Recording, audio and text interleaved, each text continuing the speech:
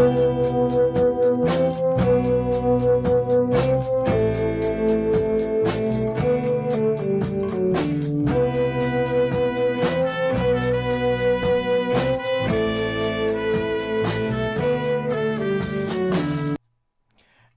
happy Wacky Wednesday. It is March 16th, 2016. I'm your host, Frederick C. Blackburn. It's time for another edition of Blackbird9's Breakfast Club. I hope everyone's having a wonderful Wacky Wednesday out there. Glad to be here. Wasn't sure if we were going to have a show tonight or not. I was out on Crow Patrol, but I was able to finish up what I was doing, stabilize the situation, and get back up on the mountain in time to get the show together. It's been nonstop since I've been home, but we have a great show lined up for you this evening. I'd like to thank everybody for showing up for the show, seeing who's out here in the chat room. Look like people are starting to join us. If you'd like to join us, you can get to the chat from the main page, which is blackbird9tradingpost.org, blackbird9tradingpost.org, or you can go directly to the Chatango Trading Post chat room at bb9tradingpost.chatango.com. That's bb9tradingpost.chatango.com. Also, you're welcome to call in the show and play along at 828-414-8100. That's 828-414-8100. And let's see who is out in the chat room. We got Von Hash is there. Welcome, Von Hash. 30-06 is out there. And have a few Anons coming in. Everybody kind of dragging in. I hope everyone had wonderful weather today like we did here in North Kakalaki. Spring. My old timers keep telling me not to plan anything because they say we're going to get another snow before spring is really here, but it's so tempting to get out and play in the dirt right now. Currently, it's still 60 degrees Fahrenheit, about 16 degrees Celsius. Got a gentle wind from the west-northwest, about 14 miles per hour. Clear skies. I was camping out the past 3 days. I was on a bivouac, and we had thunderstorms the first night, but the second night was just perfect stargazing. It was just really nice to be able to do some stargazing out there with the clear skies and see if I could remember all my constellations and all of that good stuff. So big show tonight. Have a very important pre-recorded interview with Miss Leigh Oxley and Miss Karin Smith. We recorded that due to the time differences. We had to record it during the day before I left town, and so we quickly tried to get that together. And we're going to be playing that at the bottom of the first hour. And there's just a really exciting project that is starting up in South Africa that Miss Karin Smith and Miss Leigh Oxley are going to be talking to us about, that hopefully the crew here is going to be participating in. A lot of big announcements later on in the show. Big announcements. It's big. So anyways, last week's show, getting a lot of good reviews on last week's show. I'd like to thank Mr. John Friend again for coming out and joining us. Also Mr. Bob in D.C. for the Big 9 at 9. I thought he did a fantastic job taking on those questions. Also going to continue tonight with our part 3 of our series, Situation, Strategies, and Solutions. And then we're going to talk a bit about that, continue where we left off. Then we're going to have the pre-recorded interview. And then Miss Karin Smith is going to be joining us live to fill me in on all the updates that have happened since we did this interview. And so that she's going to be up at the top of the second hour and is going to stay through to 10. And we're going to be talking about all the different aspects of this huge project going on in South Africa. and how important it is that it succeeds and what we can do to make sure that it succeeds. So that's pretty much the layout for tonight. As always, if you would like to come on the show and be a guest for either the first hour or come in for the Big 9 at 9, just contact me here either in the chat room or the contact page on the website. So just lots of people are expressing interest on coming onto the show. I apologize I haven't gotten you lined up yet. It's been a really crazy week here at Trading Post. And lots of crow calls, as we call them. When Batman has the bat phone, we have the crow phone. So when people call the crow phone, that means we have to jump, and sometimes we have to go out on emergency crow patrols like we did this week. But nothing else. The Trading Post is a very dynamic place, especially this time of year.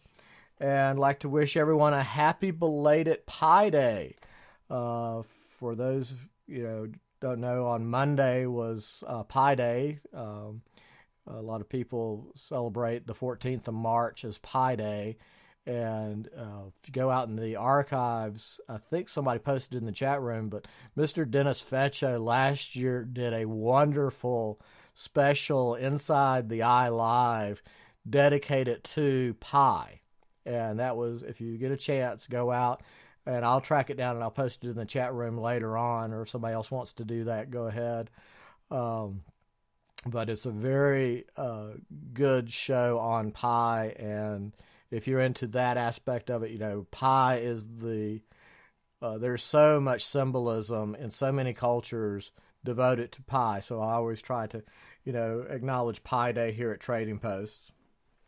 So, all right, so we were talking last week about the idea of hard power and soft power, and especially Mr. Dennis Fetcho's observation that we're not utilizing our soft power to our full potential. And with that, we wanted to get into a few more parts of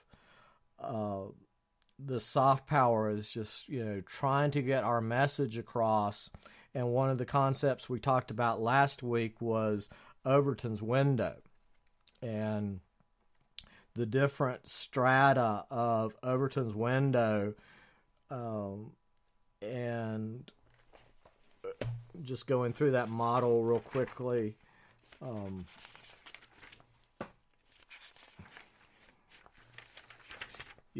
Basically you're going from the extreme points where something's unthinkable. Just nobody could even think of such a thing as what you're describing. For a long time that the official story of 9/11 was anything but the official story.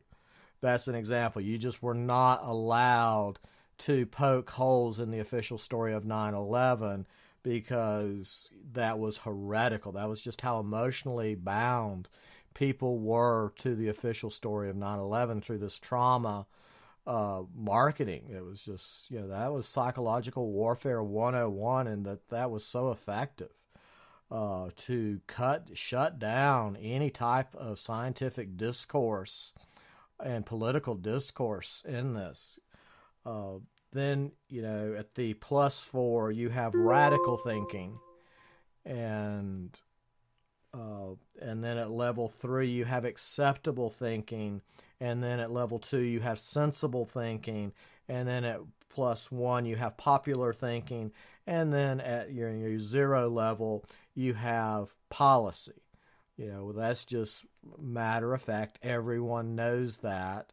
It's just self-evident, as we say. So these are the strata that Overton put into his model. And what's interesting there is, as you move from policy in either direction, he defined those levels. And that's what I want to talk about tonight with this concept of emotionalism and people getting into fights over differences with this Overton window up on the other end of just the aha moment. I don't know if you're familiar with one of the psychologists named Abraham Maslow, but he was famous for the aha moment, where just basically you would have that understanding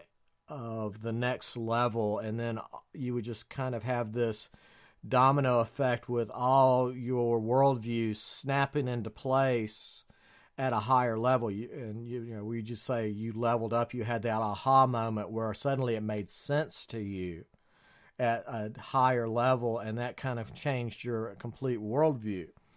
And so when you look at Overton's window, I have this cartoon I just drew this weekend about throwing a reality rock through your Overton window.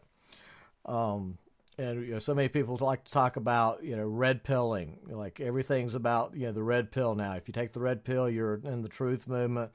Blue pill, you're still in denial. You're still a slave to your cognitive dissonance because you can't accept facts. So I just had this cartoon of a reality rock going through a Overton window, and someone saying, "What happened? Did someone throw a reality rock through your Overton window?" And then, having it, is it a Easter egg where it's that high end where somebody just told you something that was so unthinkable, but it just makes total sense, and suddenly all these other things just kind of click into place, and we call that aha moment of you've gotten a new piece of information, suddenly you just leveled up, and just that brightness, that just that awareness of that aha moment. So that's the high end of the Overton window. But the other end is like the idea of a rotten egg versus an Easter egg, a stinker. And I know some people like to talk about people in comment sections as being thinkers or stinkers, and to describe that people put things in comments to try to expound on the theme and add to it, and other people put things in comments just to start a fight. And you can tell that they're down in some chronic level game rule that is being violated. And so that's that idea of the reality rock being a stinker, where you throw it in and it's just going to start a divisive argument. Okay, so as we're going through trying to wake people up and take, people are waking up right and left. It's amazing to be out in the supermarkets and such and just hearing the conversations now. And so it's definitely that time where people are seeing what's going on. They're looking for answers. And so we have to be able to say, well, where are these people? And, in their understanding. And you want to be able to give them information so they can think about it and come back and get more information. And, this is a big part of as we're moving from the keyboards out into the communities. And so I just think that Overton window model is a good rule of thumb, as you will, of, you can start talking with someone and just monitor their body language, etc. And you can tell when you're moving them out of their comfort zone of they might be questioning 9/11, but they're not quite ready to use the J word, for example. And so they are questioning 9/11. They may even be so far as to say, I even know about the dancing Israelis that were arrested before, during, and after 9/11. But when you start questioning something like the persecution of, say, Mr. Arthur Topham for Holocaust revisionism, then you might lose them because, questioning that story is still in their unthinkable range. It's beyond the radical that, they have been so conditioned with this mythos of the Holocaust by sheer repetition and gruesomeness. It's just that trauma of every time somebody tells a Holocaust story, it just gets more and more gruesome. This And that's all projection, because none of that happened, unless, of course, you want to see what the Bolsheviks or the Young Turks, etc., were doing at the same time to non-Jews. Those horror stories are validated, but this gruesome grimoire attitude of the Holocaust, they just keep pumping it up into this. It's so unbelievable now, and it's just how over the top and sensational they're trying to get with their fiction stories, because all these stories are always works of fiction. And they say, well, it was real in my mind, and things like that, and to defend it. And every one of these people, they're a Holocaust survivor. They escaped from 7 gas chambers, etc. Of course, there's no proof of any of this, but these are kind of like the secondary type awakening things, as people are getting into this. So you've got to really start judging your newbies as to where are they, where are their comfort levels, and we're trying to take them from one worldview to a different worldview. And so one of the most important equations to look at that in game modeling is your standard calculus equation, where you have a constant. Some function is defined. The system is defined by some constant element, the static element, and then some change. And how much change is there? How much magnitude away from that constant? And then the third component is, what is that rate of change?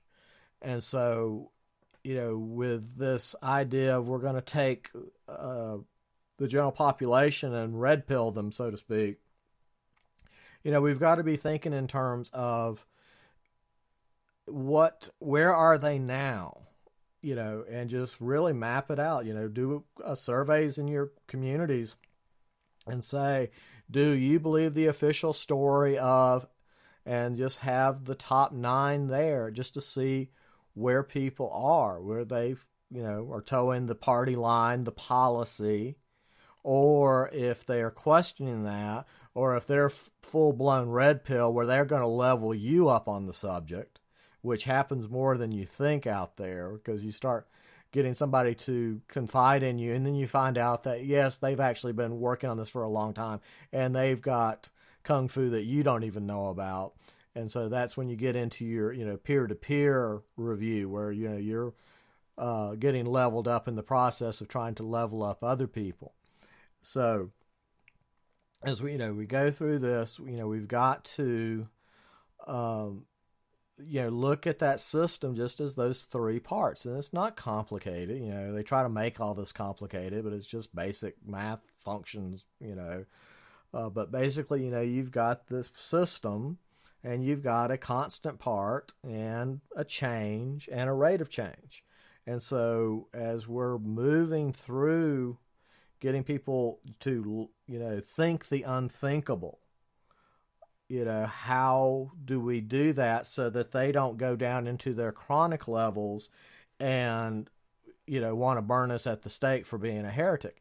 And you can best believe that our adversaries are going to be out there putting the gasoline on the fire for that part of it. They're out there right now in a panic mode, trying to not only disarm every person on the planet, but also to make freedom of speech go away under this tactic of hate speech.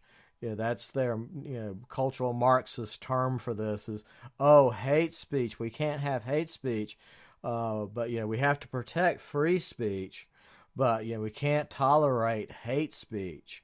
And so that's just a little psychological warfare that they're going to be throwing at us. And so that's why you just have to have your shields out there. You got to have your armor and know that they're doing this and be able to point it out to the people. That, get them to try to define what hate speech is. And quote people like Zuckerberg, who will even, admit that hate speech is in the ear of the beholder. But operations like the ADL, the Southern Poverty Law Center, and all these groups, anything that's Friends of Israel or Friends of whatever, all of those 501c type operations are these cultural Marxist propaganda fifth columns that are well funded, well organized, and they are masters of these Edward Bernays' deceptive marketing tactics. And so we just have to be able to break the spell by pointing out the facts. Start out with a copy of what the First Amendment says, and then look at in the UN Charter, Amendment 9 on free speech, and just say, you have free speech is a basic right. Don't let these people shut down discourse because it's at a strategic disadvantage to them for the truth to be known. And, just start framing it in those things. And, like I said, when you get comfortable with these models of soft power and, the different types of, non-cooperative game theory and game theory, cooperative game theory, then, you're going to get better at this. And the more you do, the better you get. It's like anything else. The more you practice on something, the more proficient you're going to get at it. And you just work on your presentation skills, have your facts ready. Always try to have backup with you.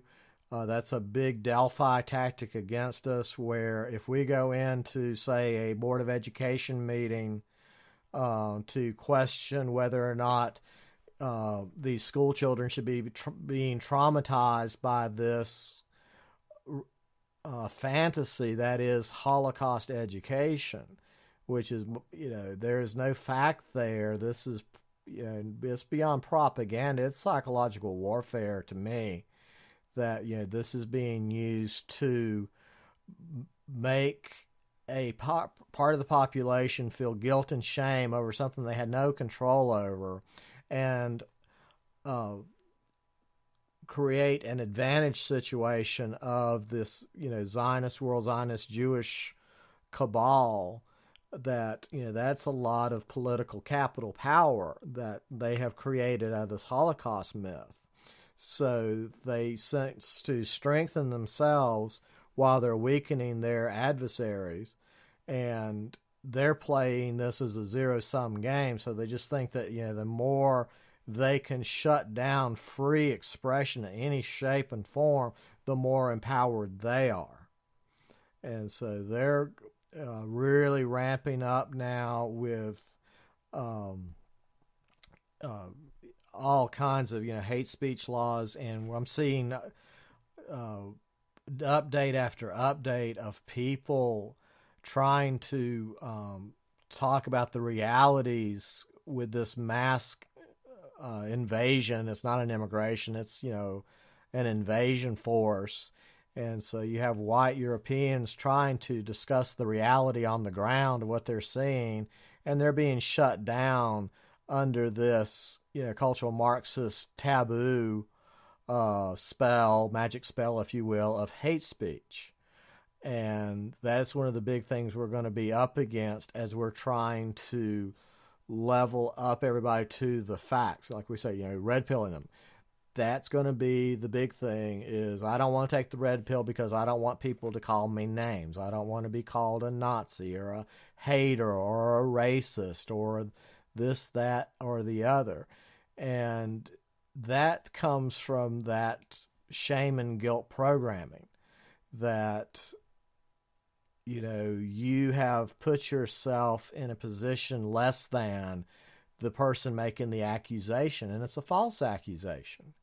And we have to, stand up and be brave with this. And we've got some really good role models out there of people who have been very brave with this narrative of truth, and just face it with the facts. And like we were saying in last week's show, pick your battles. Learn to tell real quickly that person that you're never going to level up. And I was telling Mr. Bob in D.C. that there's an old saying here in North Carolina that you never try to teach a cow to sing. And it seems such a preposterous thing. It's like you never try to teach a cow to sing because, one, it can't be done, and two, you annoy the cow. So if you're dealing with somebody who, they're going to get emotional and just over the top emotional about any of this, then you just kind of like want to tag and release, because more than likely, even if that person either is so brainwashed that you're not going to make any inroads with them, or they know the truth, but they're there to promote the lie. And so they're going to be just so over the top of the official story to protect the big lie. And that's one of the things with these big blowhards that, they know the reality, but they're out there, they're showmen, they're actors, they are there to market this for their agenda. And so they see that they are carrying out asymmetrical warfare tactics. So they know that they're at war with this. And so they're playing it for all it's worth. And so those are the kind of obstacles you're going to have out there. But on the flip side of it, you've got so many people that are looking for answers right now. And there's some good stuff getting posted in the chat room from Mr. Nick Donnan and Mr. Von Hash. 40-second lesson on how to moralize like the Jew. I can't imagine. I have to play that later. And of course, yes, Mr. Nick Donnan, that's Mr. Anti-Semite to you. I always talk about being one of those uppity goyim that just won't take my place in the Noahide world model. So, anyway, so that's pretty much what I wanted to cover in this part of the situation, strategies, and solutions segment, was just, that idea of these reality rocks going through people's Overton windows. And, we've got two ways of going about it. It's either going to be for the thinkers or for the stinkers. As I think that's Mr. Mark Glenn who came up with that one for his chat room. He has a very lively chat room over there on The Ugly Truth, to say the least. But just, so when you're going through this, think of it as, the spectrum on either side of policy. And that, on the low side, you're getting into that emotionalism, the chronics, as we say. The young people are always talking about, the things that trigger them. Now, well, that's your emotional chronic that is getting triggered and putting you into that kind of mode, that you're either in an angry mode, or you're a jealous mode, or you're in envious mode. You're being triggered into that. But on the flip side, the high side, that's when you've moved past, linear logic, and you're getting into that spatial logic. So remember that 3-tiered logic system where you have singular logic down there where I am right, you are wrong, death to the heretic type of attitude, to a linear logic, true, false, yes, no type thing, up into that spatial logic circuits. And that's where we need to be when we're dealing with these people, is, stay up in those spatial logic mode, because then we're using, all those wonderful things that go along with cooperative game theory when you're up there in those high spatial circuits. All right. So that's enough theory for now. Let's talk about some nuts and bolts. I am so proud to be playing this, and please bear with me on this. This was a crow call that came in on the 11th. And basically I got the call that from South Africa that they have put together a group, and they are going to set up a model farm for 10 families. And they're just a wonderful project as part of this, South Africa effort to end the white genocide there and end the white poverty there. And so we, Miss Karin Smith and Miss Leigh Oxley, called and said, we've got this going on. We could use some help. Can we come on the show? And it was in the middle of this horrific thunderstorm in South Africa. But Miss Leigh Oxley was saying, no, we got a pretty good connection. Let's stay with it, because if I hang up, we might not get a good connection again. So there is some problems. There's a little delay in this, but basically what I let Miss Karin Smith do was just do the interview with Leigh Oxley and let them tell about this wonderful project. And then after this 25-minute interview, we're going to get Miss Karin Smith on the phone live, and we're going to really talk some good strategy here tonight about taking all this theoretical and moving it into the practical range of what's happening on the ground. So I'm going to go ahead and start this interview. And again, this was done on the 11th. And see if we can get our levels good. We now have Miss Karin Smith from Radio Free South Africa and Miss Leigh Oxley from the South African Family Relief Project, and they're going to be discussing a very, very worthwhile project that they're starting and that we need to be helping both by paying attention to it and monitoring what's going on with this project, and then assisting any way we possibly can, financially, resource, promotion, and I'm going to turn it over to Miss Karin Smith, who's going to tell us a little bit more about this very, very worthwhile project going on in South Africa. So, Miss Karin Smith, thank you so much for being on the Breakfast Club, and tell me what's going on here. Frederick, thank you very much for having us on. This is a project that is very close to our hearts. Leigh and I are very passionate about it because we have spoken so much about the problems facing the white people in South Africa, and we would like to bring a solution-based project to the public instead of just coming with, oh dear, we are suffering, oh dear, this and this. This time, we have something that can really, really help people.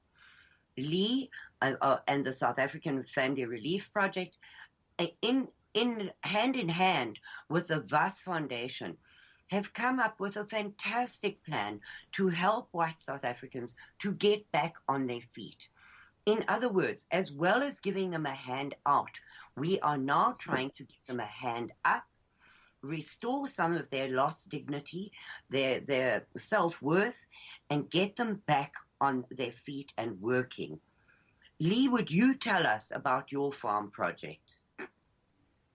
Thank you, Karin.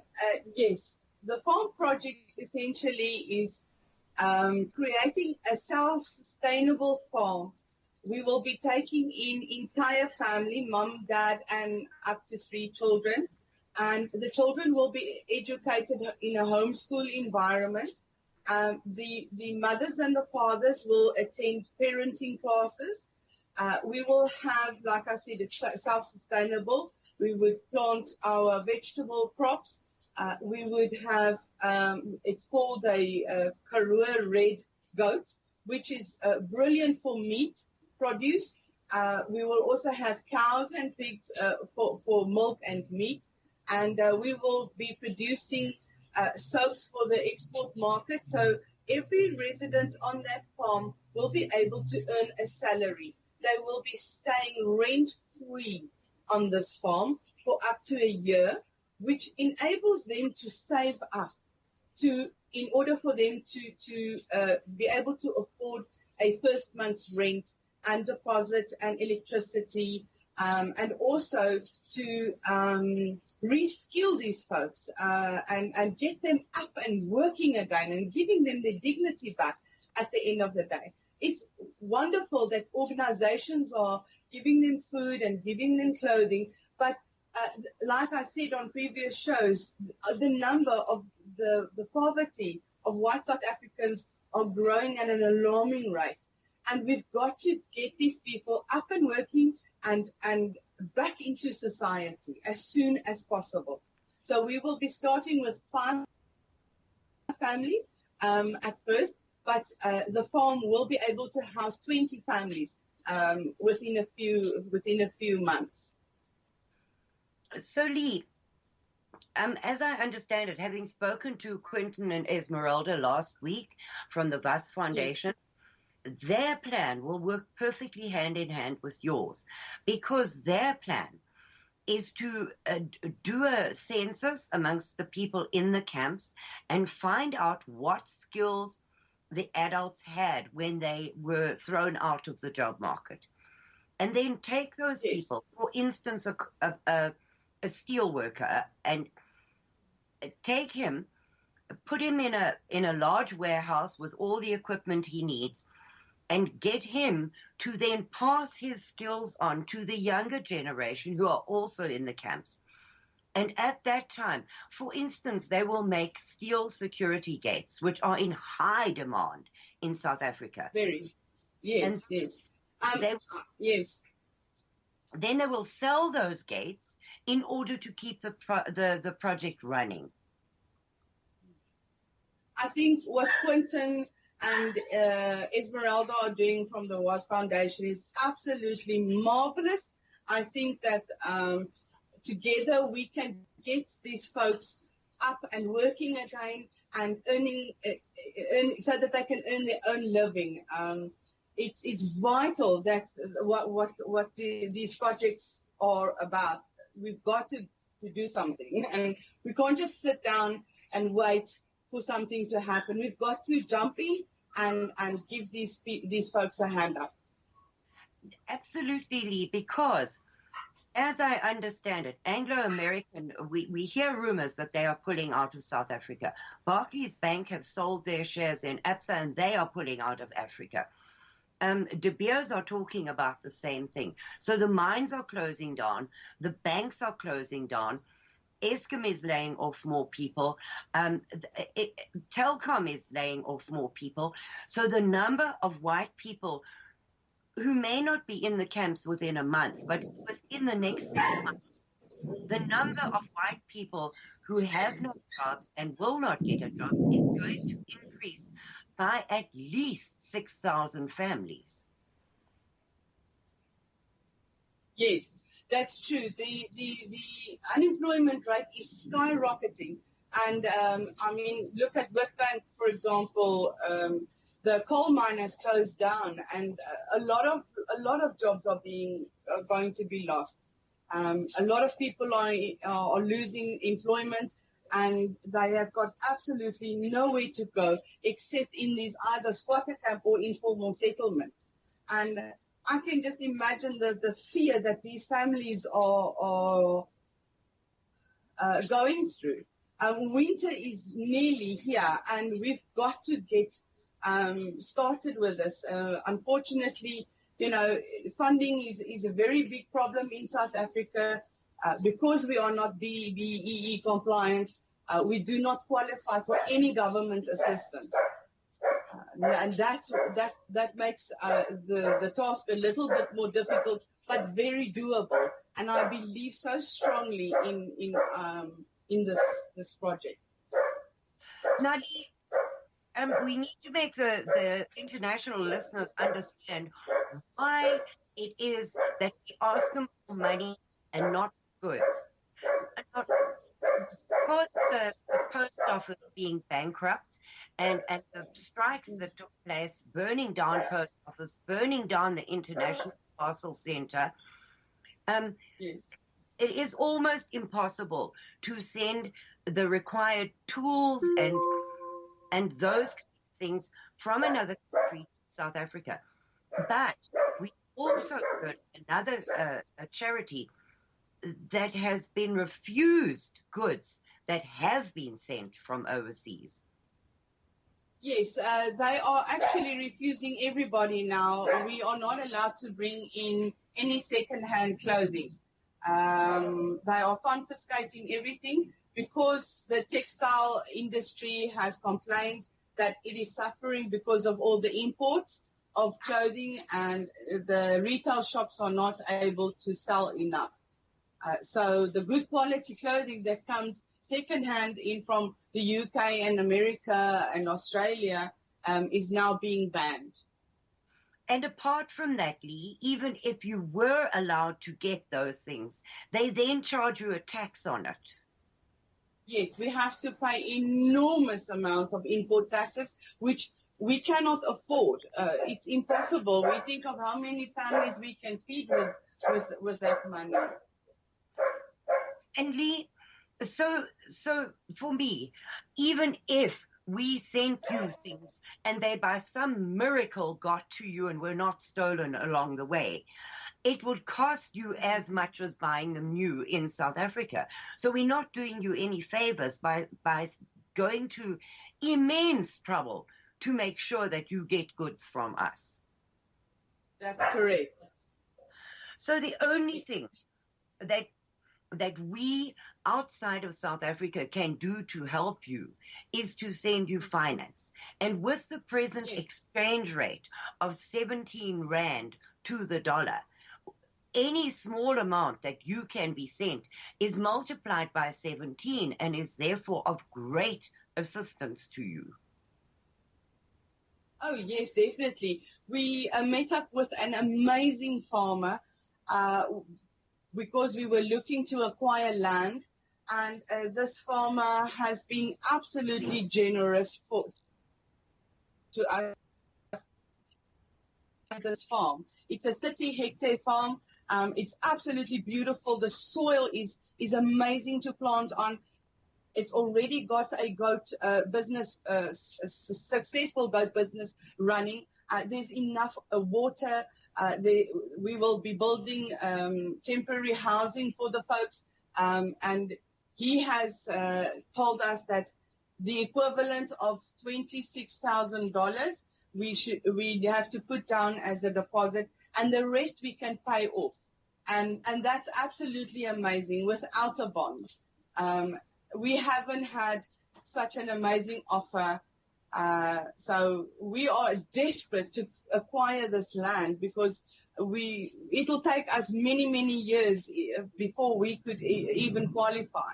And this farmer has really, really looked at what we do and offered this piece of land to us. So it's vital that we get in monetary donations in order for us to put down the deposit and acquire the land so that we can start immediately. Yes, Leigh, and also because you need money to put the buildings up and to get up and running, because you can feed and clothe the people. Yes. But it's the housing and training of them that you need money for.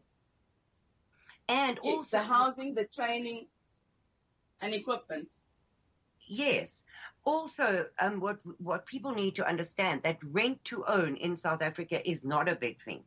You do not get this kind of opportunity more than once in 1,000 years. So we really, really need to jump on this offer and get the money and get this farm and get you up and running as soon as possible. Yes, it's vital. Like I said, the winter is here. Luckily, with the housing, the wood houses that we can put up, it's done in a week. So it's very, very, very, and we can house these families immediately, which is fantastic. The big thing is we are so short of funding, and we can do this. I believe in this project, and I know that we are going to benefit so many families.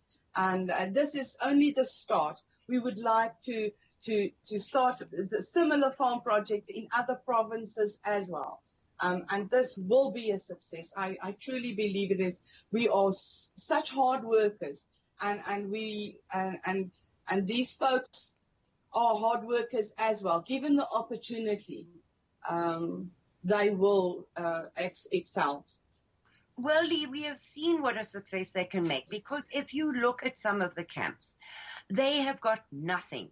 They don't get loads of building materials delivered to them, but they have put up structures. They have grown little gardens. They are growing vegetables. They want to help themselves, but they need outside help in order to make that possible. Yes, and the other thing is, living in a squatter camp doesn't give you that sense of I am doing something with my life. I'm looking after my family. I'm supporting my family. And be a contributor to society. And that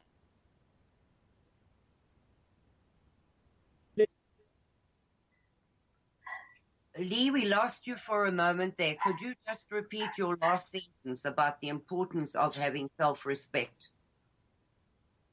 it's important because you see the hopelessness in their faces, and they've got absolutely no future.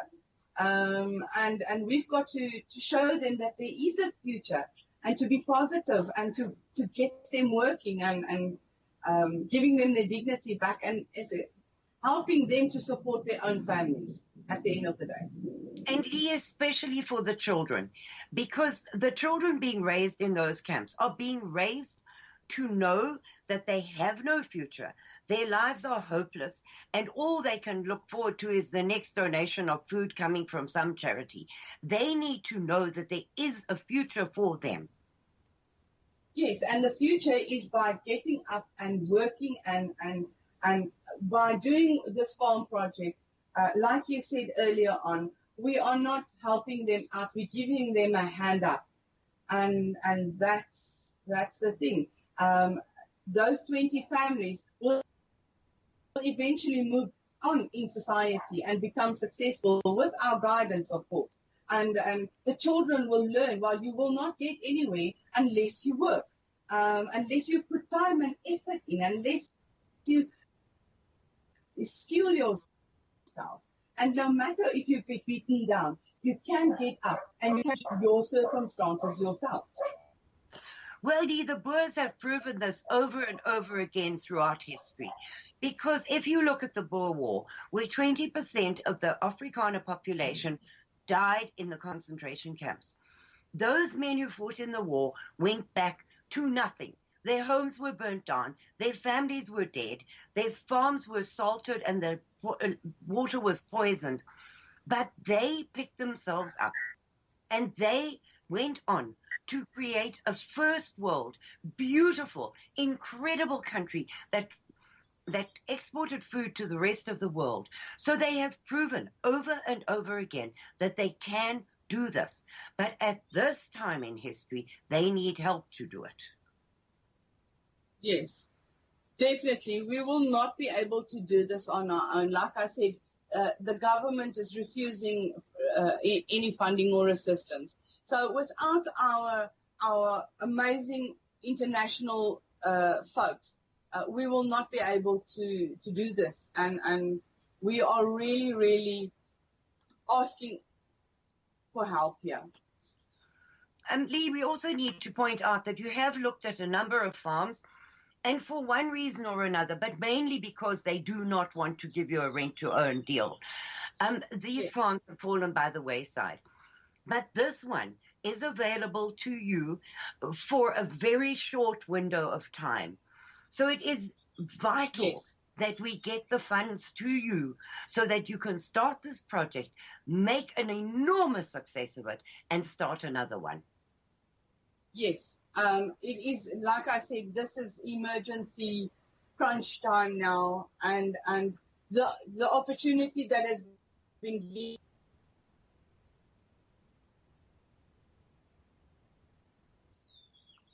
Leigh has got an enormous storm going in the background. I think you can hear the thunder at times. So I'm afraid we lost her for a second. She will come back when she can. But I personally... to do with the land. Yes, our funding is lacking. Desperately, Leigh, because South Africans can give you goods, but they cannot give you money. Leigh, so would you just give your website where people can go and have a look at your farm project, see what you do every day, see how hard you people work, and also see for themselves that you are genuine?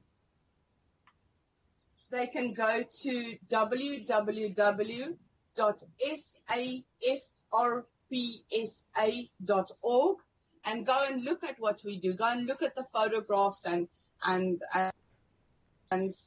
see that we are a really, really hard-working group of people. We've got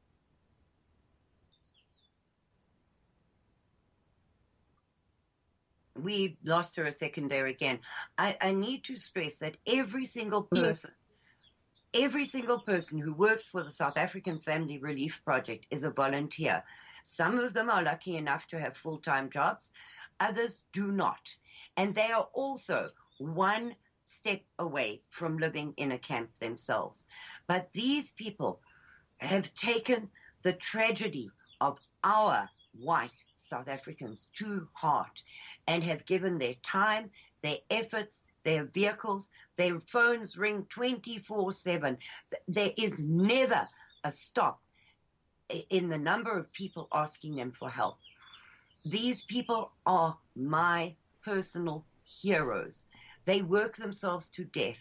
They deal with tragic circumstances every day. I don't know how they do it, but they need our help because they cannot do it alone. Are you there, Leigh? Yes, I am, Karin. So I'm sorry we lost you for a moment there, so I just filled in for you. If you would once again give your website so that everybody has heard it and can go there. And please, people, we need you to spread the word as much as we need your donations. We need you to tell others about the desperate situation of our people in South Africa. Thank you, Karin. You can go to www.safrpsa.org. Go click on the donate button, and please, we are begging you, donate. This is a wonderful opportunity, and we would love for people from overseas to come and visit the farm on a holiday or for a few days and maybe even work on the farm. Everybody is really, really, truly welcome. Yes, Leigh, and that would be an incredible experience for them. So from my point of view, please, people, please help. This is such a worthwhile cause, and it will help so many people to get some self-respect and some self-worth back in their lives, because they are suffering and the need is growing all the time. We don't even know how many camps. There are 480 odd that we know of, and over 1 million people that we know of living in those circumstances, which is almost a third of the white population of South Africa. But it is growing all the time. So please find it in your hearts.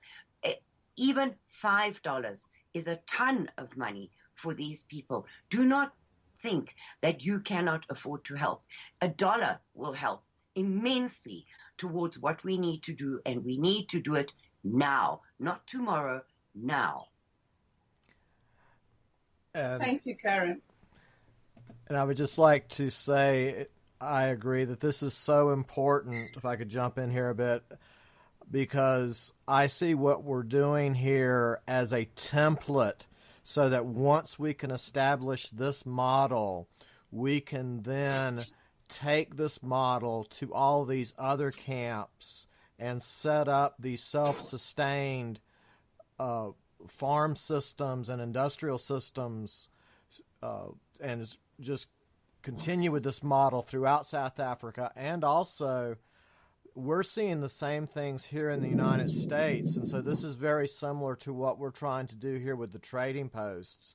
And I see that we're going to be needing this same type of model in Europe, in Australia, and New Zealand. And so what we're doing here is so groundbreaking and so important that we make a success out of this. And I just want you both to know that anything that the Trading Post can do to make this a success, do not hesitate to contact me, and we will help you in any way possible that we can. And we would really like to work with you on just monitoring this and keeping up with this on a day-by-day progress report type system, so that the day-to-day problems, we have a great resource base here that we can send money at a limited amount, but also we have very, very experienced people here, so that when you run into problems, you have your grassroots think tank here. And also with the homeschooling and things like that, we have a lot of homeschooling resource here. So, we can always do video education and things like that. So I just wanted to thank you again, Miss Leigh Oxley from the South African Family Relief Project, and Miss Karin Smith from Radio Free South Africa for coming on the Breakfast Club tonight. And just thank you so much for all you do. It is so important, and just bless you both. Thank you very much. Thank you very much.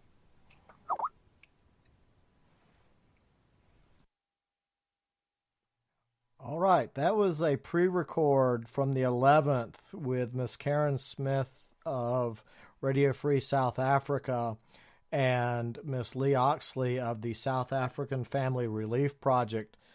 And we're bringing Miss Karin Smith in live now to discuss this pre-record from the 11th with Miss Karin Smith of Radio Free South Africa. And hey, are you there? And can you turn down your speakers, please? I have. Hello. Hi, BB9. How are you? Good. How are you this evening? I'm great, thank you. Oh, good. I was waiting for you to say Happy Wacky Wednesday, so I could say, how's it, Wakey? Well, now that I know that you're having a great day, I can say Happy Wacky Wednesday. I always hate to tell somebody to have a Happy Wacky Wednesday and they've had a horrible day or something. No. How's it, Wakey? Ek het 'n wonderlike dag gehad, dankie. As Ray says, that sounds like you're spitting out a hairball. Yes, Wacky Wednesday. Yep. But that's one of the jokes around here at Trading Post, because we start our work week on Mondays. That's when we do all our scheduling and planning and phone calling and for the week, and everything. And so everybody kind of hits the projects hard on Tuesday. And it's when you start doing it that you realize all the stuff that you forgot about, didn't know about, all the little holes in the plan. So Wednesday is when all that comes back to you. It's like, we've got a problem. So that's, the Wacky Wednesday is like, things didn't go as planned as, plan A. So now we're on plan B. So that's where Wacky Wednesday comes from. Well, BB, I usually love Mondays. It's actually never been a bad day for me. But this Monday, I started doing a show at 8 o'clock in the morning, and I finished my last show that day at 1 o'clock the following morning. So by the time that was over, I hate Mondays.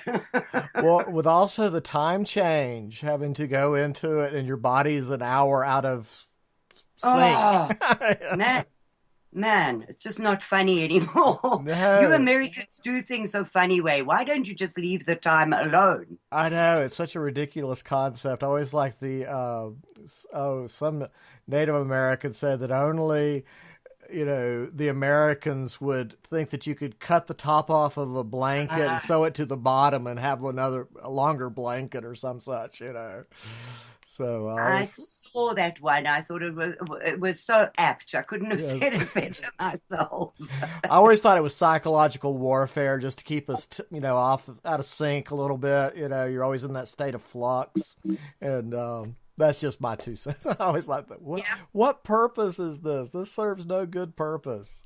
No, I wish you'd stop it now, because I've got to work with the time change between South Africa and here, which at some times of the year is 8 hours, and at other times of the year it's 7 hours. So last week I had to tell a South African guest, okay, you have to get up at 2 o'clock in the morning to do this show. And then I realized that I was wrong, because we jumped forward. So it was 1 o'clock in the morning. And now I'm sitting here. Obviously, he's not awake. I can't get him on Facebook. I can't get him on Skype. And I need him on air an hour earlier than I told him. Those things just throw me out totally. It's ridiculous. Right. And, that's one of the things I'm having to get back into, because when I was in corporate land still doing, international computer support, you had the little display on your computers of, what time it was in all the major cities around the world, because you were doing worldwide support, Yes. and, you had to keep up with the time zone differences. It's like they're coming to work now, or they're getting off work now, or, it's a holiday there. And so, Yes. and Yes. so since I've been doing this show, I'm having to get back into that. It's like, oh my gosh, what time zone is South Africa in, for example? Is it just one time zone? Is it multiple time zone? Who knows? And it's like, no, it's just one time zone, but it's different than ours, and it's going to change because we're moving up for daylight savings time, and they're not. So, what time's the interview? It confuses the hell out of me because I've got to deal with the time zones here, and then you still have to deal with the weirdness of converting it to South African time. It just messes me up. Yes. So this project, I've been out on Crow Patrol all week, and I've been away from any computers. I've just been on real limited communication. So I love the interview that you and Leigh Oxley did on the 11th. I was amazed with that storm going on that we were able to get such a good connection, and it stayed up the entire interview. Bibi, you have to understand. She was standing outside on the veranda, the patio, with her husband holding up a blanket around her so the rain didn't hit her, with her phone as high as she could get it so that she had signal, and the lightning flashing around her. Because you do not know about lightning storms until you've seen one in Johannesburg. It is unbelievable. That thunder rumbles for 10 minutes at a time? It just keeps coming and coming and coming. And the lightning comes 6, 7, 8, 9, 10 strikes. Wow. You haven't seen anything like it till you've seen it in Johannesburg. So there she was, standing outside, sort of ducking the lightning, her husband shielding her from the rain, the dog going crazy in the background. Goodness, people just don't understand what those people go through in order to be able to speak to us. I know. That was what I was amazed, because I could hear the dogs in the background were just miserable, because pretty much every dog I've ever met hates electrical storms. And totally. South Africa electrical storms are legendary. You have those two completely different oceanic systems bumping into each other right there. So those storms are legendary down there. And so I'm sitting there, I had this image of this woman out on her patio with her phone, with lightning striking all around her because she had something important to say, Well, she's my hero. I know I've said this on your show before. She really is my hero, because from humble beginnings, where she was practically in one of those camps herself, because she and her husband both lost their jobs within 6 months to be replaced by black people. And so they lost their house, they lost their car, they lost just about everything. And so they were in that situation themselves. And her husband got a sort of we call it a peace job in South Africa. It's not a settled job. You only work when the guy needs you. Right. And he got that kind of job. And Leigh started looking at the people around her. And she said, we are not so badly off. We've still got family that'll feed us, if we need a meal. Whereas these people have nobody. Mm-hmm. So the minute they had one room for them to live in, she started, okay, now I'm going to help these people to eat. And she started with just herself, her husband, and her beaten up old car. You would laugh if you saw that vehicle, really. But she started like that, just the two of them. And they struggled, but they fed 2 people today and 4 people next week and maybe 10 people the following week, until they got that charity up and running. But it was still only the 2 of them. And the distances you have to travel to get to one of these camps, because they're never in the town. They're on the outskirts of towns, sort of hidden from the public. So they spent their own hard-earned money when they had nothing. They started this charity. And then I started going on air around the same time. And I contacted her. and started doing promotion for her. But I investigated them very carefully because in South Africa, there are at least 6 fraudulent charities for every one honest one. And it's not very nice because it is sick that white people are making a buck off of the back and the misery of these other white people. So you have to be very careful who you donate to and who you back, because I was building a reputation and it could have been brought crashing down had I backed the wrong person, had they turned out to be crooks, you know? Right. And the same thing for her. She took a chance.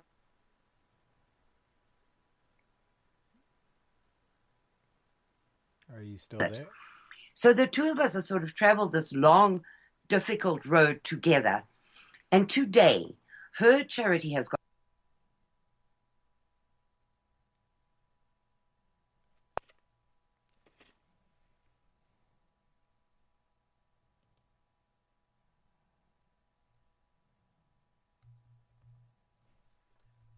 one step away from the camps. So they don't have electricity, they don't have running water. They're going through a very hard time, but they still are in their homes.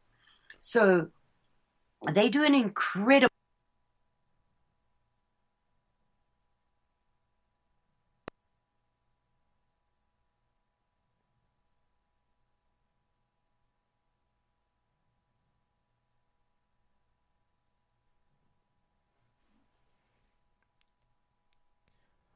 Okay, are we losing the caller?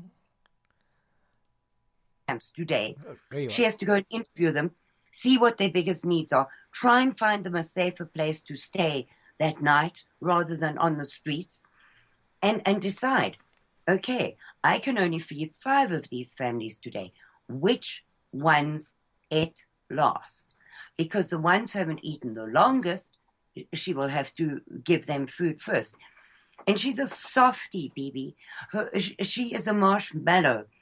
And she contacts me and she cries because the decisions she has to make every day affect those people and their children and their grandparents. And, I'm so glad I don't have to do that because I don't think I could stand up under the strain. Yeah, it's amazing when you start doing that level of work and you have to, we call it going brass tacks, where you have a finite amount of resource and a large need that resource is not going to cover. So you have to start triaging it and prioritizing it. And that's why, we focus on, the small children and the elderly here and prenatal, pregnant women through, the toddlers and such. That's they get priority with the elders. And, but still you've got the limited resources and you always think I could do it better if I had this, and this. Well, they were doing a fabulous job. And then the camp that we talk about most, and I think we need to step away from that because there are so many more of them, so many people living in cars, under trees, etc. But the camp we talk about the most was just starting up. And on the first night there, their houses blew away because they don't have foundations, and it rained. So the houses that didn't blow away had such big holes in the roof that the rain poured through. And because they were on this unconstituted garbage heap, it was kind of knee-deep in garbage, wet, water-flowing garbage. So that is why we concentrated so hard on that camp, because we needed to put in floors and we needed to put up retaining walls that would stop the water flowing that way. And we needed to dig, we call them sluices, I don't know what you call them here, to lead the water off. And because the water comes down from a black squatter camp, about 14 maybe times the size of theirs. So it flows through this camp, gathers all the rubbish, and because they don't use toilets, they just do it where they squat. And it pushes all the stuff into the camps. and the people were sleeping on that. So we had to do something very fast to try and help these people. And that is when I started gathering funds for them. And when I saw that Leigh will squeeze a penny until she makes copper wire out of it, no, she does. Oh, she's incredible. I mean, what she can do with a couple of pennies is amazing. So then I realized I'd backed the right horse, and this was really an up-and-coming, hard-working lady whose only concern was the people who have less than her. And one of the things I've noticed is, please correct me if I'm wrong, but it seems like so many of the white settler squatter camps, a lot of people call them squatter camps, are located on old landfills, old trash heap type environments. Is that a true assessment? You see, the government is very clever. There is only one government-designated white squatter camp in the whole of South Africa, and that's the one that's on this garbage heap. Now, they can quite, with plausible deniability, they can say, well, there is no white poverty problem, and there are no whites in squatter camps because there's only this little one with 300 people in it, right? The others are designated informal settlements. Oh, so we have some nice cultural Marxist terms there. They've invented a new word. So they can stand there on the world stage and say the white poverty problem in South Africa is non-existent because there is only these 300 in a squatter camp. And it makes me really sick because mostly, and this is the other thing I was going to say, mostly these informal settlements are on a piece of ground that a farmer has said, okay, they can build a settlement there, or on somebody's property that they've bought but they haven't used yet. But the thing with that, Bibi, is they charge rent for that property. They don't give it out their kindness of their heart. They charge rent. So all you get is the piece of land. Now, you have to still put up a hut. You still have to organize water, sewer, ablution blocks, somewhere to go to the loo. You have to organize all of that yourself. But every night you have to pay your rent or you are thrown out in most of these places. And that is why this farm of Leigh's is so very, very important, because the people will be paid for their labor, not be paying to stay there. Exactly. And now the camp is 30 hectares, correct? Yes. And it is level, and it is really arable land. It's a very, very good land.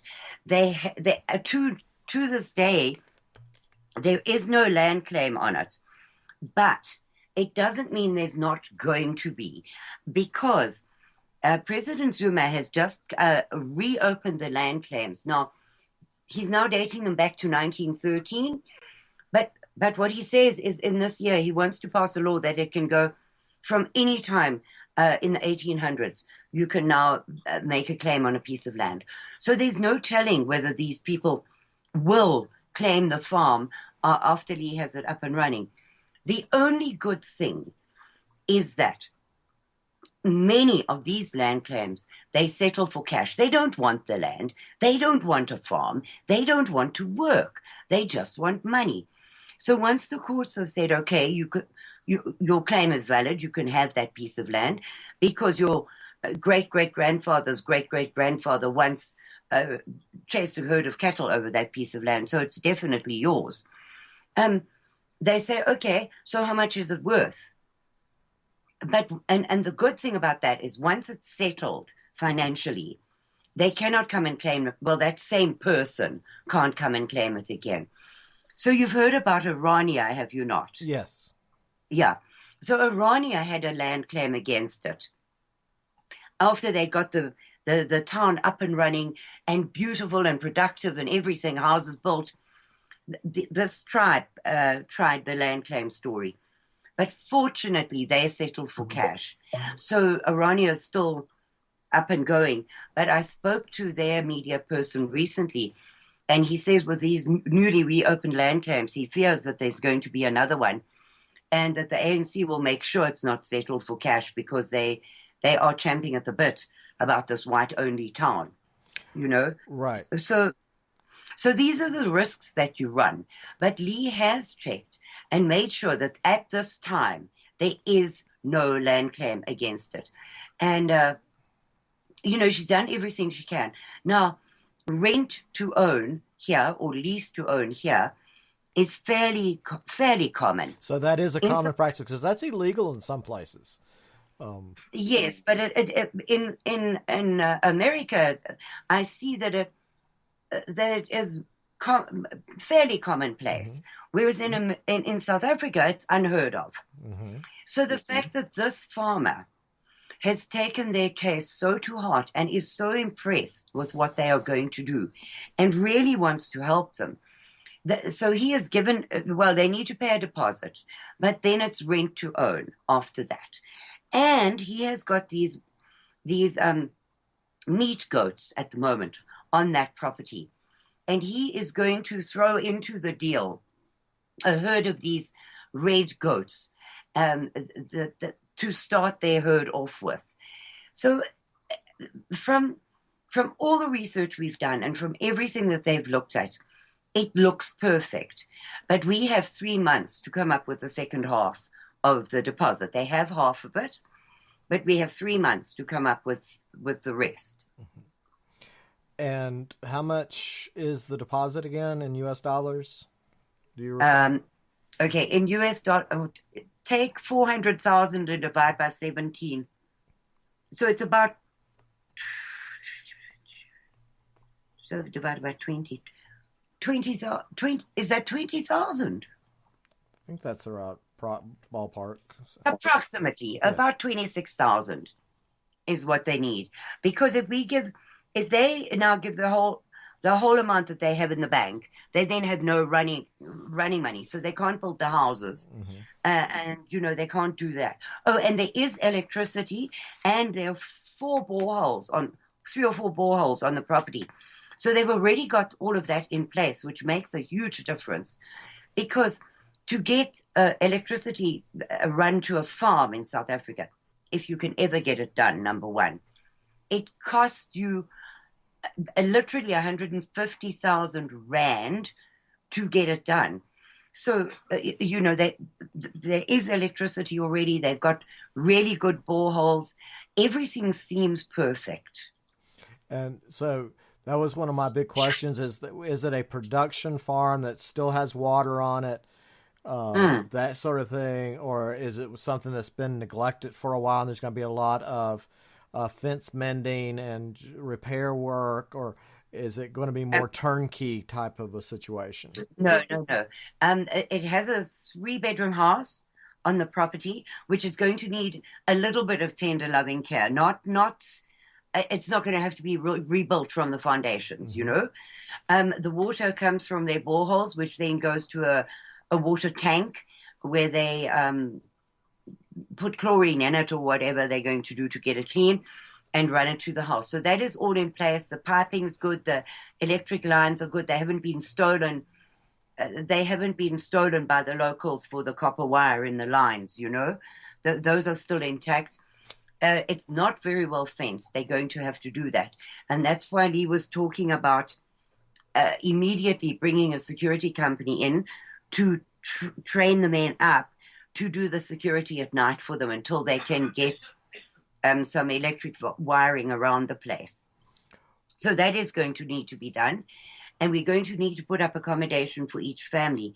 But there are, we call them Wendy houses in South Africa. They're wooden sheds, which are relative, everything's relative, but they are relatively cheap. It's the cheapest way to house a family.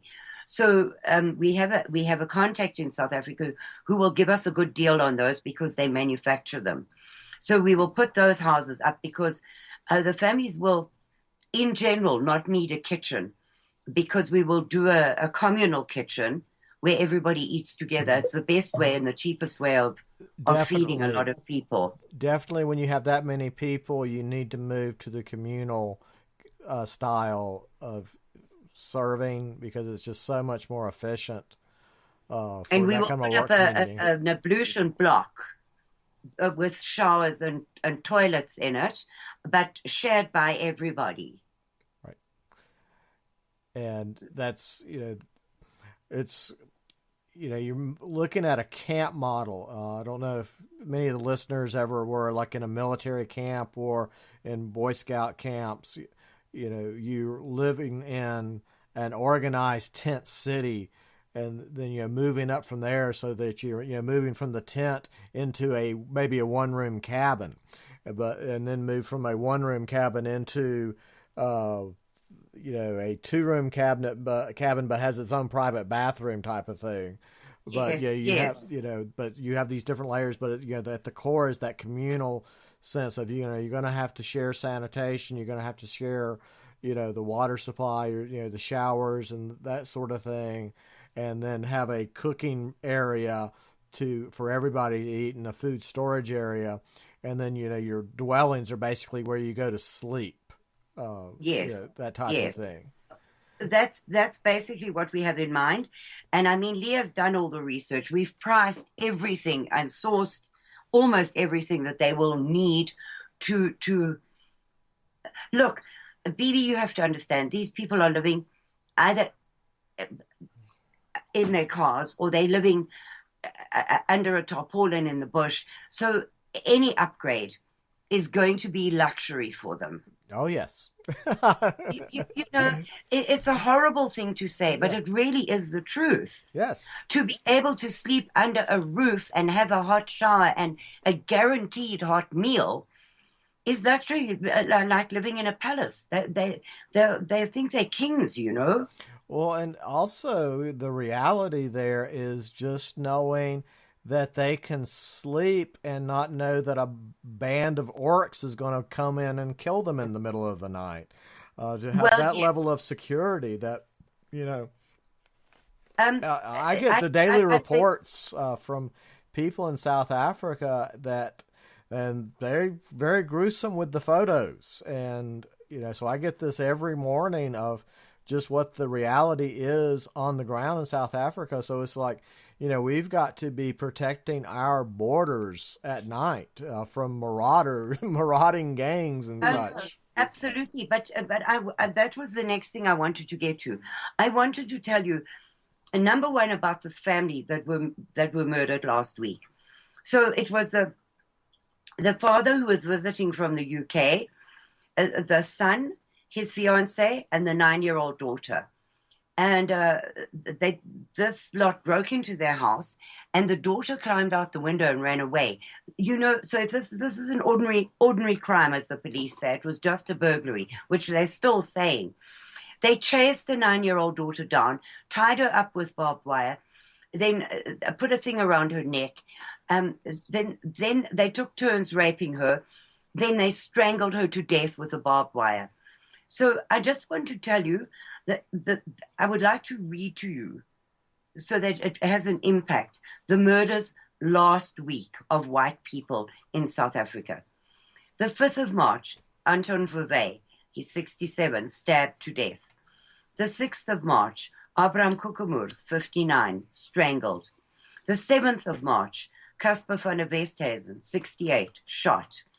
7th of March, Franziska Blochliger, visiting from Switzerland, by the way, 16. She went on a jog with her mother, and she slowed down and took, she was stopped and panting. Her mother kept on jogging.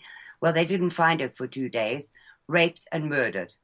7th of March, Paul Swart, 86, bludgeoned to death. 9th of March, Mariki Meyer, 46, bludgeoned to death. 9th of March, 9-year-old daughter of Meyer, bludgeoned and strangled. 9th of March, Kenneth McCormick, 42, bludgeoned to death. 9th of March, McCormick Sr., 73, bludgeoned to death. 11th of March, Nico Russ, 34, shot dead. Now those are the dead. these are the rest of the week. Pietro van Dijk Martens, 50, shot 6 times in ICU. Zander van Sale, 18, shot in the chest in ICU. Leon Skorts, 43, attacked and assaulted in a coma. JJ Fenter, shot 4 times in ICU in critical condition. Andre Buerta, shot twice in ICU. Joanne Atkin, brutally attacked with a knife in hospital. Karel van der Merwe, shot in the chest in ICU. And that was last week in a country the size of Texas. And if that doesn't make your heart cry, then I don't know what will. I completely agree with you. Like I say, I've met so many people in South Africa via Twitter now that are just sending me the daily news. It's like, this is what you're not going to see in Western media, but this is what happened last night. This is just a daily thing. And well, they attacked the farm next door to my mom. Now, you know, they shot my dad 2 years ago, and they shot my brother in the leg in that same attack. And when my mom called the police said, "Can you identify your attackers by name?" And my mom said, "Don't be damned ridiculous. Of course I can't." So they said, "Well, then we can't help you." And to this day, they have never opened an investigation into that. Now, so it's my mom and my disabled brother, and my mom's 85, living on the farm on their own. And this week on Sunday or Monday night, first thing I saw on my feed was that her neighbors had been attacked, and the husband had been shot 6 times, and he was in ICU. And the mother had gotten the kids into the sleeping down a corridor. We usually have our sleeping quarters down a corridor, and we put a security gate between the rest of the house and the sleeping quarters to create some sort of safety. So she had gone and taken the kids through to there and slammed the gate. And they beat and tortured and poured boiling water on her husband in order to make him open that gate. And when he would not, they then shot him. But they had attacked him with a machete. They'd burned him. They'd hit him in the head with bricks. So now you can imagine how I feel. I'm sitting 10,330 miles away. And I'm thinking, but these people always pick an area. So it could be my mom's farm tonight. And am I going to wake up tomorrow morning to see that they've murdered my mother and my brother? Right. And I was just trying to find the quote somebody had sent me from this Julius Malema person. Yes. Who this guy is somebody to really be watching right now. Somebody is backing him. He is getting very just so much power, and his politics. He's basically came out. I've been going through the news feed since I've been gone, and there was one quote where he was talking about the rules of engagement. And it was basically he was declaring war on all white men and making the caveat that they were sparing the women and children, but all white men and all white monopolies, I believe was the way he referred to it, were basically fair targets of war. I'm paraphrasing, of course, but that was the gist of the press release from this guy. And his, like I said, his economic freedom fighters, or EFF, to me, they make the ANC look like nothing. These are just full blown. They just remind me of the Bolsheviks' tactics in Russia, that they're more than willing to carry out a genocide here, and feeling completely justified in doing so. And yeah, the EFF are my biggest fear, because Malema, when he was expelled from the ANC, everybody took a deep sigh of relief and said, okay, he's done for. But he came back stronger than ever and opened his own party because he was instrumental in ousting President Mbeki and putting President Zuma in power. But then he got a little bit big for his britches and he started bad-mouthing Zuma everywhere. So he was expelled from the ANC. He came back stronger than ever. He formed the Economic Freedom Fighters, and in their first election, they got 1 million votes. Now, that is an amazing thing. Now, what the problem there is that he has got all these young, disaffected, unemployed, and unemployable blacks who back him because you would think that the fact that he wears a watch on his wrist that is worth more than 10 families will earn in their lifetimes would make them dislike him, but they don't. They see him as a role model. They see him as what they could be if they just got a chance to jump on that gravy train. So he has got millions and millions of young blacks behind him. And he is now turning with great viciousness on Zuma and the ANC. And you know he went to Oxford recently. And he addressed the Oxford students at one of the universities there. So we were all watching this with bated breath, waiting for them to laugh him out of town. But, you know, they applauded him. They gave him a standing ovation, these white students, for his thoughts on nationalizing everything. The whites must go. The only good white is the dead white. And he got a standing ovation from them. So this man has got more power than anybody realizes. But again, I just really question who is the power behind him, because I just don't see that he has this much power, if that makes any sense. No. But he is being marketed as the gangland. We see something similar in the United States with the rap music industry and the gangster rap bad boys that have the money and the bling and all of that, and that whole system of it's just a different type of system than what we would consider Western civilization, but it's this hero alpha worship of the who is the alpha dog, who has the plenty of sex partners. He's or might be bragging about raping how many women he's raped or whatever, how many people he's killed, and that has a form of hero worship. It's a very dark hero worship, but we see that here in the United States, and when that message gets turned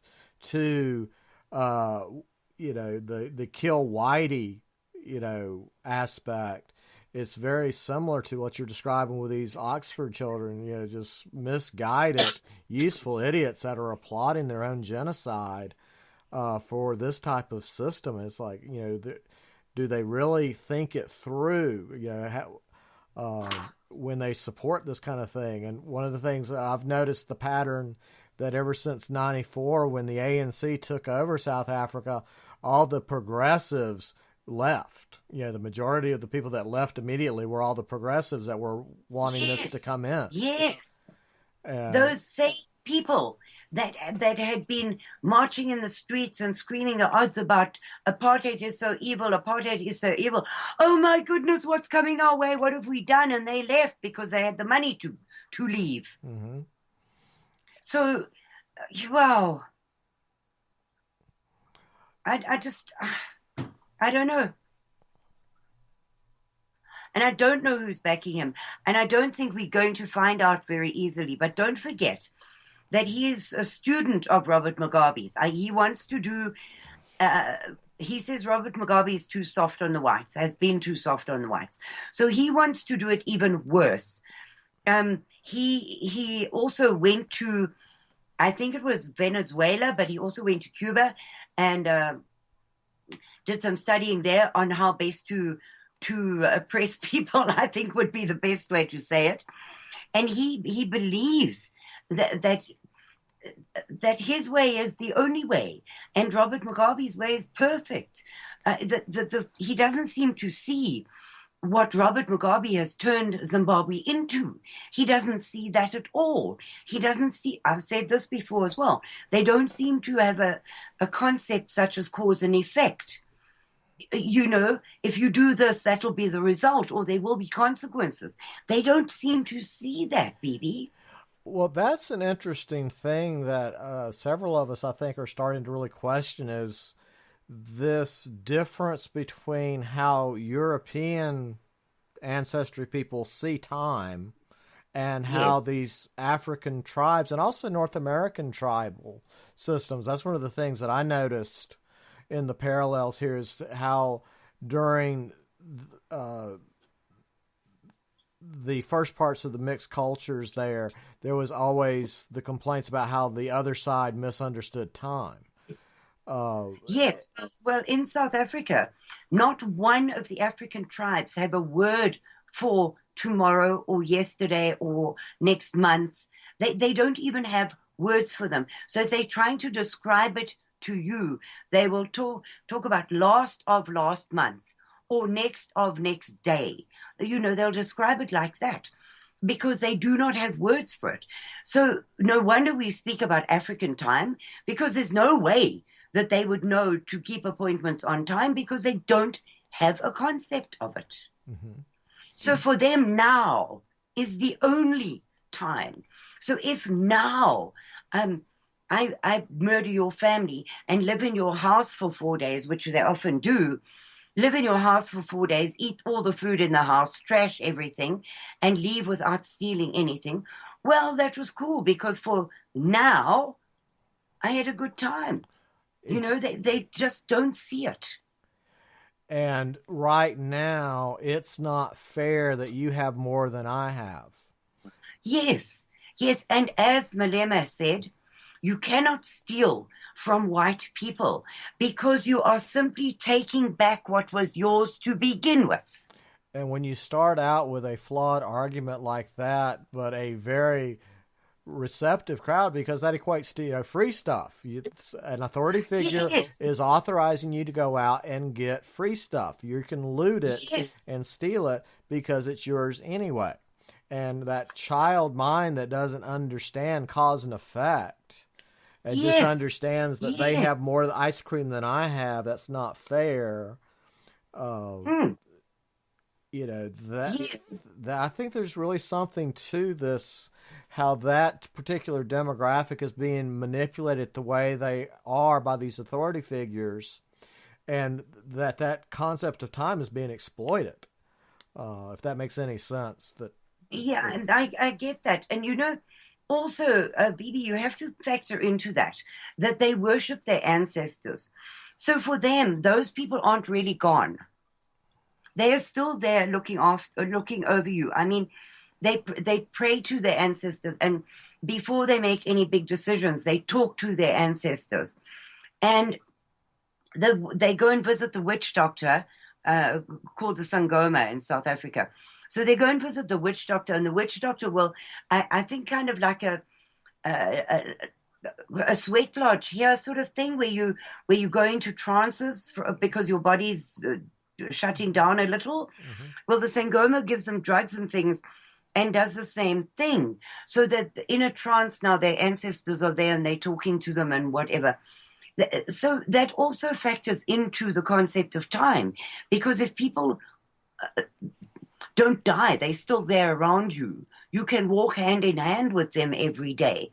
If you've got that kind of concept of centuries, you can't explain today and tomorrow to them.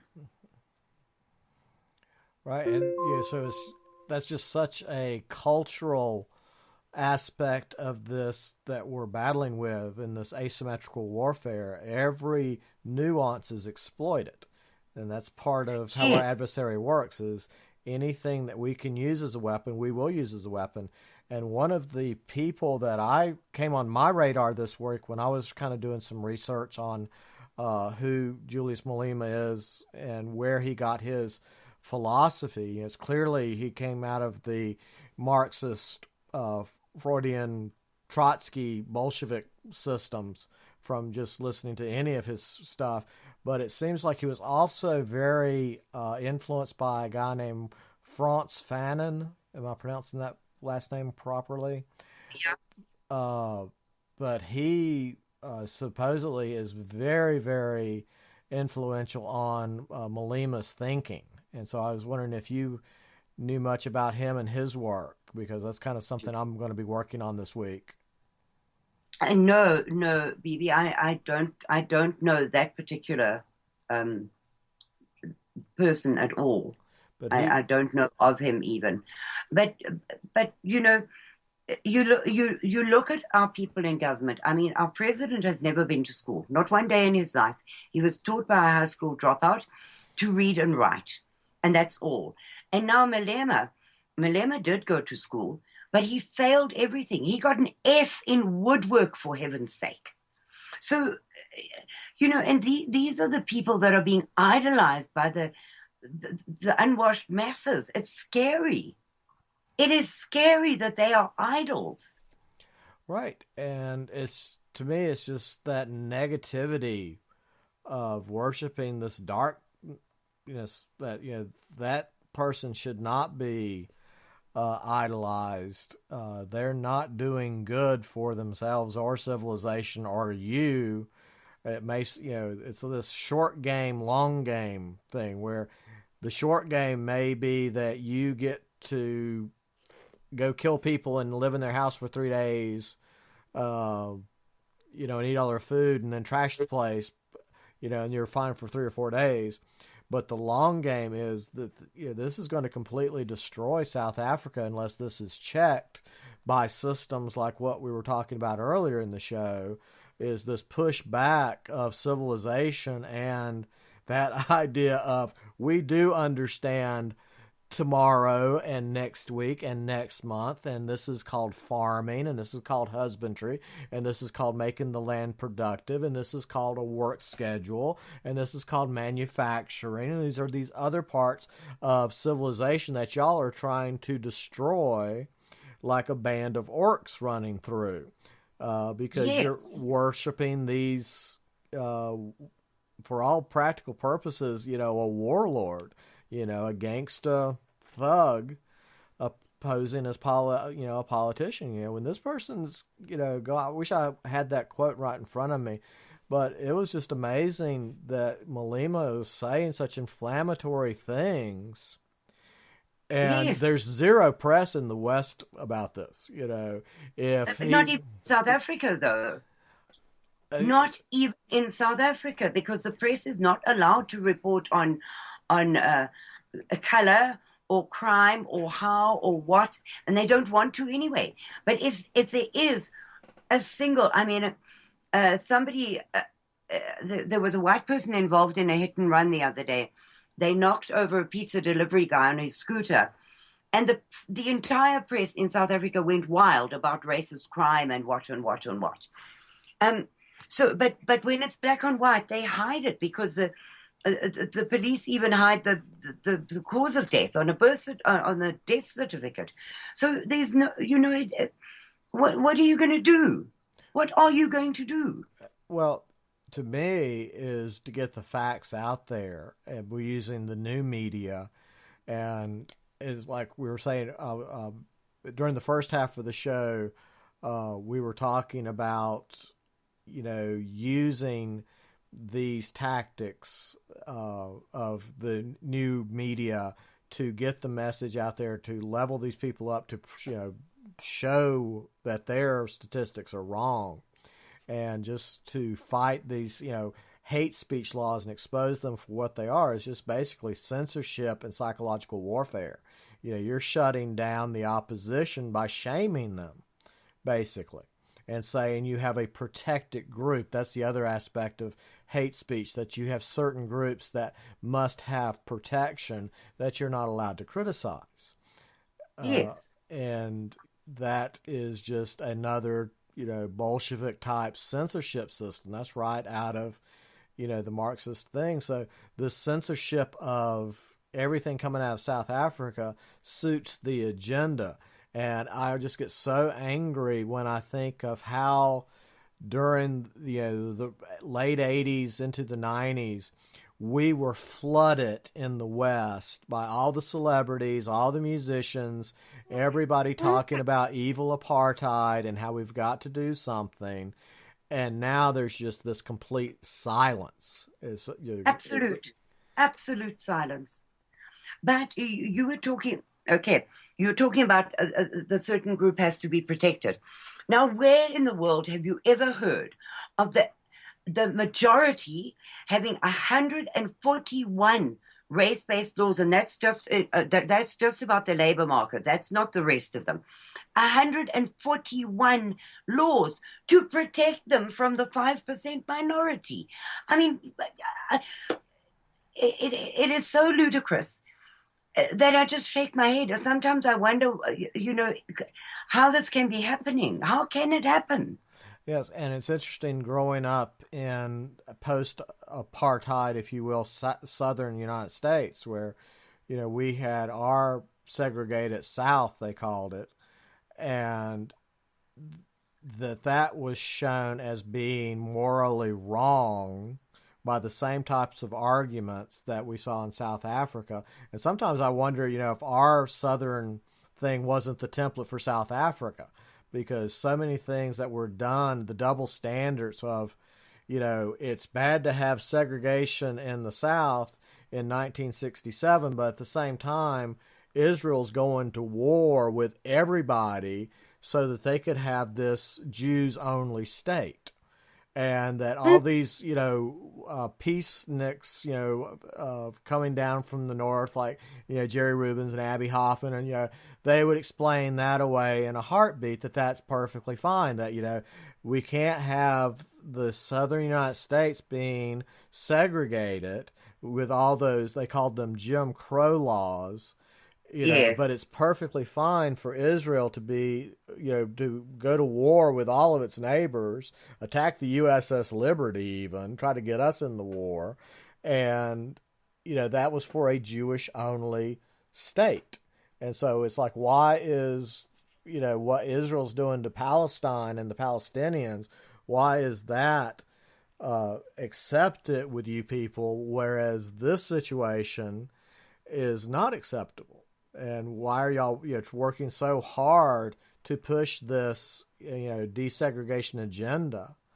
And then we find out about their their end game about white genocide, and that's one of those things that's really hard for people to see that part of the puzzle. That there is they believe in white genocide, and. How do you say South Africa's in stage 6 of genocide right now? Well, it's absolutely the truth. But what Gregory Stanton said was that we're actually in all 8 stages, but it's really hard to classify where the whites in South Africa stand because it's a slow genocide. It's not like, well, having read that list to you, it's not like bodies are piling up in the streets in their thousands. But genocide is not necessarily bodies piling up in the streets. It is the destruction of your race, your language, your heritage, your history, all of those things together with murder. And that is exactly what is happening in South Africa. I mean, you've seen it, Bibi, you've been following it, how they're taking all the statues down, changing all the town names, changing all the street names, right. Refusing to speak Afrikaans, taking it out of the schools and colleges. There are 2 Afrikaans universities left in South Africa, 2. Now, when you sign up for that university, you know that it's an Afrikaans university, surely. So now, in the last month, they burnt them down because, man, we don't want to be taught in Afrikaans. So they go to an English university, for heaven's sake. What is wrong with these people? And that's the thing, it's just total destruction. So we just have a few minutes left, so I want to get back to the first part of the really big announcement. This is just the first part. We got a lot of big stuff coming up the next few weeks. We'll talk about later once some things start coming together. But for now, I want all the crew at the Breakfast Club to listen up, and all the people listening on podcasts, for this particular project, just to give a Kickstarter of support to let Miss Leigh Oxley and her crew know that we think they're on the right track. We want to help. We want to be involved with what you're doing. What the Trading Post crew here has decided to do is we will match every dollar contributed to this project. And we got to figure out some way to market Breakfast Club or whatever.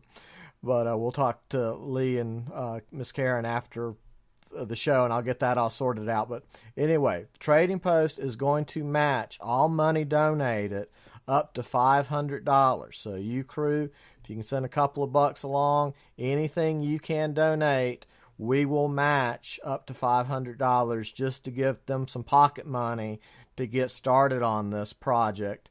And then we're going to be looking at some other fundraising type things we're going to be doing, but that's going to be big news for an upcoming show. So, Ms. Karin, I want you to try to figure out with Leigh and her crew how we can make that happen. It would be easy. Just either put Breakfast Club or just put BB9 on your donation, and I will let them know. If you decide on what you're going to, when you do the donation, just put a notice on it, because you get a space to put in something. Just say for the farm BB9, and we'll know who it's from. Great.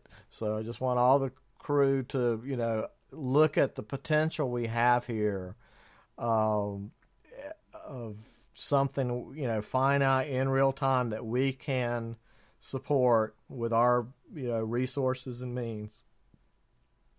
And just have that as such a test station of letting us know what the reality is in South Africa, because we know that what little bit of news filters through the Zionist media is completely corrupted. It's either full of half-truths, lying by omission, or out-and-out lying most of the time. So, just to have this resource there that, we've got people on the ground, families on the ground, trying to put this farm back in production, what they're going to be up against doing this, and how they're going to approach it, and how we're approaching the Trading Post here, and the models we're using, because, like I said, there's so much similarity between what they're trying to do here and what we do, because I say it's the same problem. It's just in two different locations, but they're using the same tactics on us here in North Carolina as they're using in South Africa. It's just South Africa's further along. And so the needs are there, and we've got to figure out how to fight this and fight smart. And that's all about cooperative game theory. And so that's why I really want to see this project take off, and anything I can and my crew can do to make this a success, we want to be in the loop on that. So if you can relay that to Miss Leigh, and I will give her the link to this show. And may I just say one more thing? Yes. I recommend, please, that people go to my website. It's www.radiofreesouthafrica.com. You will find, I'm working on it frantically, but it is up and running, and I'm being told it's a good site. But do go there if you want to know anything about the history, the actual events. You won't find the Daily Murders posted there. But they posted looking at it now, it's like... What? Sorry about that. Your site automatically launches a soundbite when you go there. I just posted it into the chat room. Sorry, my bad. No. But I'm trying to make it non-sensational. I want it just to be factual, so that you can go and find out the real truth about the ANC, about Malema, about Zuma, about Mandela, about our history, about the parastatals, the electricity, the water, everything that's falling apart. And I'm trying to make it an information site. So if you're interested at all in what is happening in South Africa, please do go and pay a visit. And you will learn things that you've been told terrible lies about us and about our country, because we are not the villains. We are not the villains, and we refuse to be victims. Exactly. And there is more afoot than we are seeing right now. This, like I said, there's just so many agendas going on, and we have to stand together against this. And this farm project, I just think, is so important in the greater scheme of things at so many levels. And hopefully we're going to be talking more about this in coming shows. Tell everyone where they can find your shows. You have 2 shows a week now? Yes, yeah. When I'm not doing 3 a day, I have 2 standard shows a week. The one is at freedomslips.com, Revolution Radio, on Saturdays at 8 p.m. Eastern Time. It's Radio Free South Africa. And the other one is a Blog Talk show. It's on Resolution Radio at Blog Talk at 7 p.m. Central Time on Mondays. So Saturdays and Mondays. Yep. Yes, great. Well, thank you again so much for coming on and explaining this. And thank you so much for setting up that wonderful interview earlier in the week. And I'm glad we were able to get through the storms and get such a good interview. And she could tell us about the project and how we can help. Also, Bibi, the other half of that project where they're going to get the people in the camps to train the youngsters, I'm putting that guy in touch with you so that you can have a chat with him as well. His name is Quentin, and he will be in touch with you to explain that portion of the project. Oh, great. I'm very, very interested in that because, like we say at the Trading Post, you do it, you see it, you teach it at all the different layers. So you do it, when you see it, you do it, you teach it. And that's how we train the young, to level them up quickly. We've got to get these skill sets into this next generation. Because Absolutely. So that is a big part of what we're going to be doing, and a very worthwhile part, I think, because that will give people some self-respect and dignity back. Yes, exactly. And that's so important with anything. Anytime you're in a survival situation, the most important thing is that you maintain the will to survive. The second you no longer have the will to survive is when you perish in a survival situation. And so just instilling the people in all of these war-torn areas and invaded areas and occupied areas that there is hope and, help is on the way. That there is something to fight for, and we've got to instill that is not a hopeless situation. That we're getting away from that learned helplessness theory that may have worked on beagles, but not on us. No, we refuse to be victims. We refuse. And if some of the people are feeling that way, we are going to make them realize that they are not. And that is what our mission is. And I'd like to thank you and your listeners, really, for taking our cause to heart, because the world doesn't know. And if they don't know, they can't help. And we desperately need help. So my mission is to make the world know. And I thank you really, really for caring so much about these people, because it is coming to the rest of the world. And we need to have projects up and running that can show the way to others. Exactly. Well, Miss Karin Smith of Radio Free South Africa, thank you again so much for coming on the Breakfast Club. You're always welcome. And I hope you have a wonderful, wacky Wednesday and the rest of the week. And I'll talk to you soon. Tot ziens. All right. So that was Miss Karin Smith, and just giving us some wonderful insights on what's going on in South Africa and how it relates to what we're faced with here in the United States, Canada, the UK, Europe, Australia, New Zealand. It's all the same game because it's all the same playbook.